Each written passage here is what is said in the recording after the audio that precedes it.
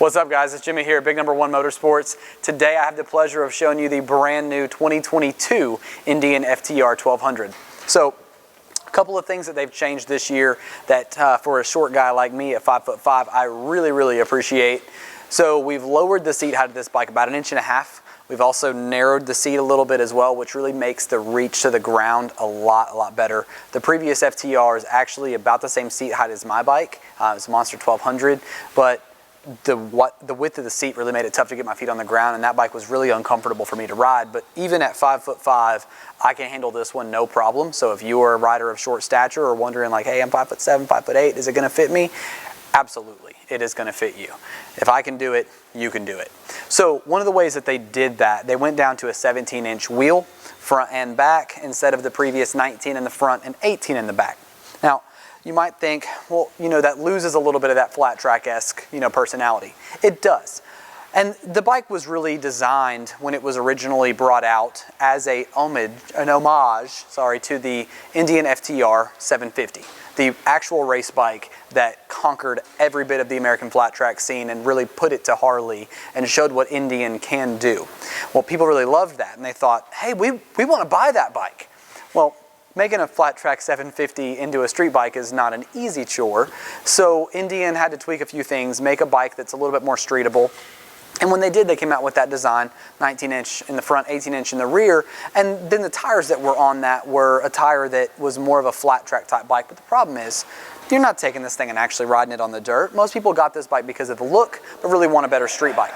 For 2022, Indian has given you a better street bike. 17-inch front and wheel 17-inch front and rear wheel make the bike a lot more flickable. And then the tires that are paired with that is a new Metzler tire that really gives you a lot more grip. So while you lose a little bit of the slipping and sliding and having a good time on the old school style of the FTR, you gain a ton of confidence, you gain a ton of push out of the corner, and it makes the bike a lot of fun to ride with the new setup. There's a few other changes they tweaked as well. We'll go over those in a second.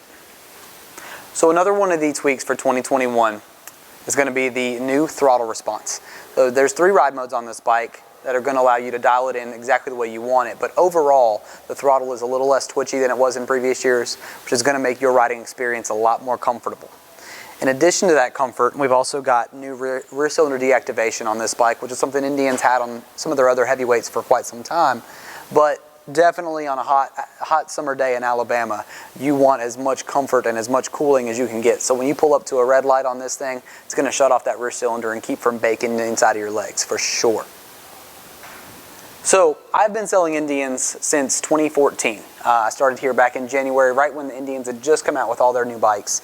And one of the most awesome things about this company is being able to see the way they've changed and developed, listen to their customers, and really push the fold of what a bike can be instead of sticking completely with their heritage. So this bike does have a lot of soul, a lot of purpose, and it is a great bike, but it's definitely not what a lot of people would consider an Indian motorcycle. They think of an old school bagger, and this is definitely a bike made for 2022.